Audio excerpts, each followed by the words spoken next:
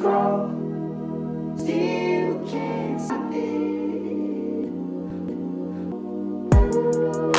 What is up? I am Crypto Mason, and welcome back to the Crypto Mason YouTube channel. Shout out to the Gold Squad. We look for gold in every single aspect of our lives, and we always find it. Now today, we are back for another daily market update, jam-packed to the brim with just absolute gems in here.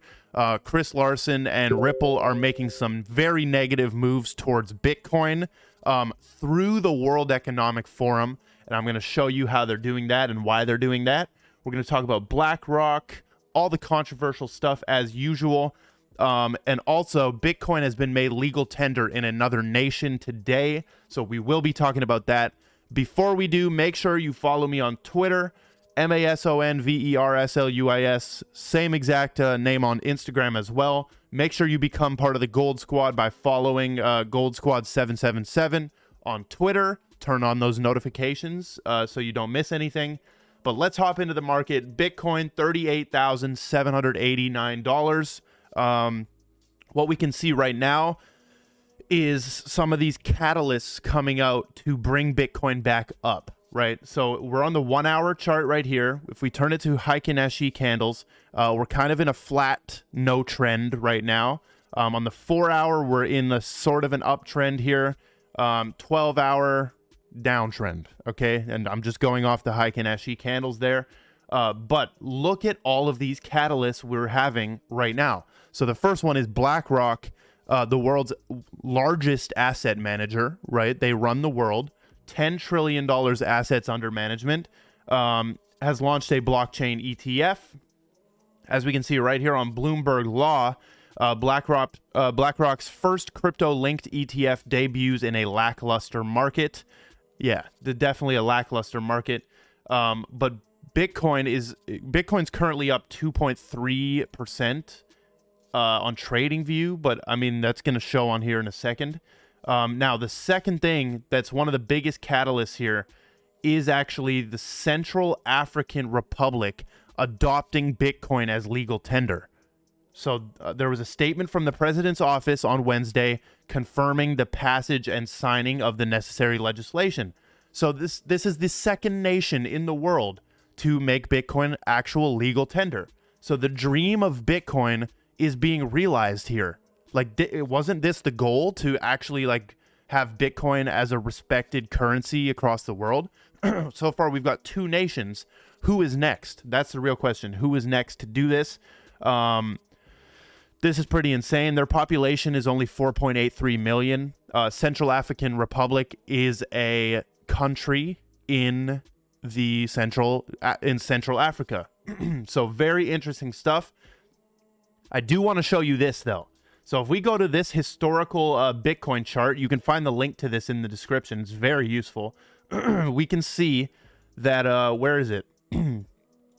Hold on. Okay, it's actually over here, where El Salvador, this is when El Salvador made history, when they became the first nation to accept Bitcoin as legal tender. Look what happened to the freaking price though, right? So Bitcoin touched, what does it touch? It touched 52, like it reclaimed 51K on September 6th. Then the next day we have El Salvador on September 7, 2021, accept Bitcoin as legal tender. What was the net like outcome of this announcement? Bitcoin went down more. It went down more. Like Bitcoin was at 47,000. El Salvador accepts it as legal tender. The next day it's 46K. The next day it stays at 46K. The next day it's 44K.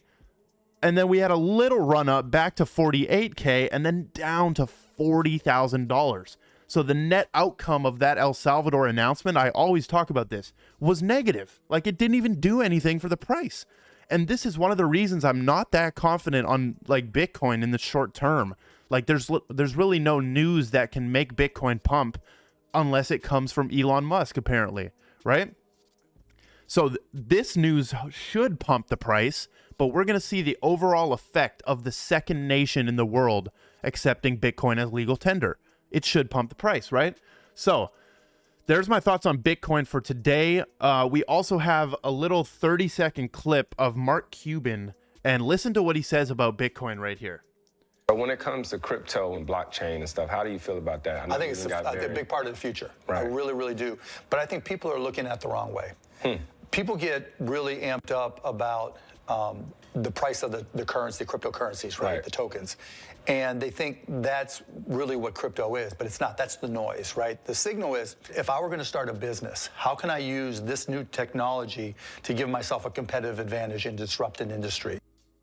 So what does Mark Cuban do, right? Mark Cuban uses this hype of crypto to build businesses, right? That he launches projects. So what he's saying here is everyone's getting so caught up in the prices of these things and not realizing that there's an opportunity to, one, grow like an audience about this content with all these like booming keywords and all the hype around it.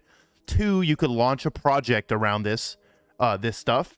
And three, just be in the space and create like a personal brand for yourself. That's kind of the same as number one.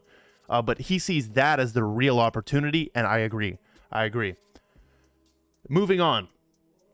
We're going to just flood you with a bunch of bullish Ripple stuff right here, because Ripple XRP is on fire despite the terrible price action, right? We didn't even check the altcoins. I forgot to check the altcoins, but we can see XRP is at a horrible price, 64 cents, down 14% in 7 days, right? Horrible price for XRP there. And there's really not much else to talk about here. Like Link, get into Link at $12.63. That is super crazy. All of the same like good deals we've been talking about for the past couple days here. But Ripple, the fourth largest bank in the entire world, dramatically cuts remittance fees over 80% by using Ripple's payment technology. MUFG is cutting remittance fees between Thailand, Indonesia by over 80%.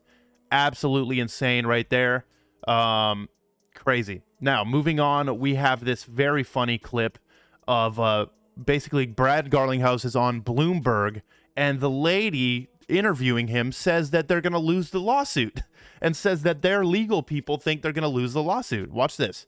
Our litigation analysts here at Bloomberg Intelligence think that the SEC ultimately is going to win this. That's just an opinion. It's a hypothetical scenario. But in that scenario, how does Ripple move forward? Look at his smirk, right? And now he's going to answer, how does Ripple move forward if they lost? And his answer is just impeccable. This is the Aquarius King right here, folks. Well, look, I think the Howey test is being stretched beyond recognition. And again, there's a 1946 Supreme Court case. So the idea that XRP, which we use as a currency, the idea that that's a security, I think is just misguided. But look, unfortunately, Ripple is already operating in a world where it's as if we have lost, right? So the United States, XRP has for all intents and purposes, there's no liquidity. It's been halted and frozen on most U.S.-based exchanges. Despite that fact, Ripple had a record year last year. We continued to grow very quickly across our major product groups. Even Q1 was a record for us. Now, unfortunately, that growth is almost all coming from outside the United States, and we are hiring more and more people outside the United States. But our customer base now is about 95% non-U.S. companies, non-U.S. payment companies. So do you see what he's saying? It's such a genius point. Ripple is already operating right now as if they lost. They're operating as if they lost right now because they can't even function in the U.S., right? They're banned off all the exchanges, right? And no company in the U.S. wants to get involved with them because they're under this lawsuit. So the analogy I give with this is the United States, right? Oh, we got to go to the next clip for this. Hold on. Where is it? Where's my next clip? Oh, yeah, right here. So Brad is this is also on Bloomberg, and basically he says the only country on the planet that thinks XRP is a security is the United States. Okay, guess what? This is my analogy. It's like the United States is in a gunfight, and they're throwing their gun in the garbage. So it's like United States is going to a gunfight, right? And they're about to fight, and now they see a garbage can. And they're throwing their gun in the garbage. And the gun is innovation, of course, right? That's a whole metaphor. The gun is innovation. They're throwing their gun in the gunfight into the garbage. And it's on purpose. There's a shuffling of power going on. There's shuffling everywhere, right? Like, for example, here's another shuffler right here. Elon is a shuffler. Jack Dorsey leaves Twitter. They leave a little bit of time for people to forget that he left Twitter. Then he joins Blue Sky board like a month later, right? And then a month later, Elon Musk starts buying Twitter. So you see how they're shuffling? They're like, yo, Jack, go over there to Blue Sky. Yo, Elon, you got to buy this. And they're shuffling powers, right? So, big facts coming from Brad right there. Now, here's another clip. We've got some jam-packed info in here from Coinman the H Barbarian. Basically, Mance says that there's an insurance company that might be on the governing council. So watch this. And what it looks like is today it's a council of 26 global blue chip organizations. We're going to grow to 39. And these are the biggest companies in the world. They're by invitation only, and they're chosen to be representative of all the use cases in the market. So it's not just about a bunch of banks, right? Of course, there are banks, there are tech giants, there are insurance companies, there are Look how he kind of freezes after that too. So he mentions insurance companies right there, and I think we're yet to see like a giant insurance company join. So super interesting from Mance right there about HBAR. Now, the final, actually the second final thing we're going to cover here is Chris Larson. Okay, so basically on March 29, Chris Larson launched this new campaign with $5 million behind it to force a Bitcoin code change. Now, dude, I am like, it's weird like talking about this and covering this just because it's like so blatant that they're against Bitcoin and they want XRP to be the front runner, right? So the Ripple executive, that's Chris Larson, and his allies at Greenpeace. Greenpeace is this company right here, Independent Global Campaigning Network. The network comprises 26 independent national regional organizations in over 55 countries across Europe. So basically they launched this, right? I did cover this at the time. And this campaign wants to change the code and not change the climate. So, dude, just really objectively think about this. If you're a Bitcoiner, do we not want to save, like, the climate, though? Like, if we can change the code and save the climate, like, shouldn't we do that? Like, what's wrong with that? You know what I'm saying? Like, if we have to save the climate, why wouldn't we change the code if that's an easier solution? Like, it's just, you need to objectively look at it, right? So I sort of agree with change the code, not the climate. Basically, they said the campaign will run ads in leading publications such as the New York Times, Politico, the Wall Street Journal, Market Watch. So they were going to run ads over the next month. And it's March 29 that this came out, and now we're almost at April 29. And guess what? The biggest ad has just came out. So clearly, they have somebody at the World Economic Forum, right? World Economic Forum just posted this video, okay? They just posted this video. It's going to be small, but I'm going to read it right here. So let's play it. It says, experts have found a way to cut Bitcoin's carbon footprint by 99.9%. Okay, and this is changing the code. They say a change in the way Bitcoin is coded could virtually eliminate its environmental impact. I mean, what's wrong with that? It's not going to get through. The code change is going to be impossible to get through some of these guys. But the world's most popular cryptocurrency uses more electricity than Denmark. Bitcoin alone could help push global warming above 2 Celsius if it becomes widely adopted. So basically, they're saying, like, yo, we need to change the code. And look at this. A new campaign, Change the Code, says this doesn't have to be the case. That's literally Chris Larson's thing on the World Economic Forum, right? And we know Brad Garlinghouse is literally on part of the World Economic Forum. Now, we do have some Bitcoiners. They're absolutely enraged about this, of course, because they're low-key idiots.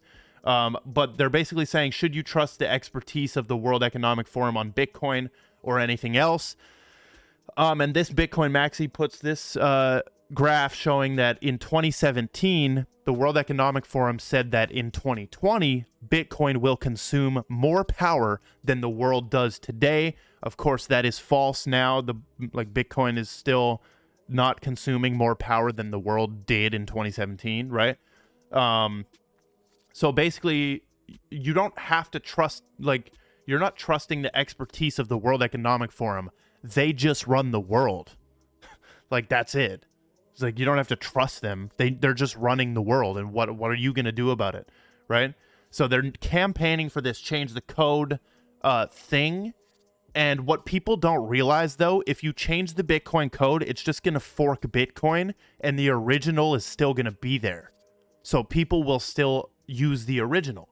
For example, Ethereum 2.0, right? Or Ethereum is going to proof of stake, right? But we still have ETH Classic, which is going to remain proof of work. ETH Classic is going to remain here, and that's why you've seen these crazy pumps. That's why you saw this crazy pump right here for Ethereum Classic. And you might even see more pumps on Ethereum Classic because of the people who hate proof of stake. They want to stay in proof of work for some dumb reason. So this is the Greenpeace movement with Chris Larsen. I'm just showing you how they actually have the World Economic Forum at their fingertips. And you can extend that to Ripple actually having the World Economic Forum at their fingertips as well. And that's why I'm betting so heavily on Ripple and XRP. Because they're in there. They're in there. They're chosen. They are the ones, right?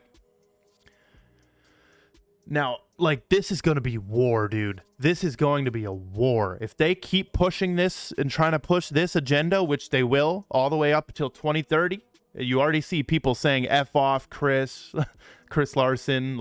Chris Larsen is straight up not a good person. Dude. I mean, we're just trying to have green energy coins here. You know, Bitcoin, the banking system is worse on energy than Bitcoin. But dude, we're just, I don't know. I don't know what stance to take on this because it's some of these Bitcoin people are brainwashed and some of these XRP people are brainwashed. I opt for the middle. So that is all we've got for today's video. Make sure that you follow on Instagram, Twitter, join the Telegram group. I love every single one of you, and goodbye.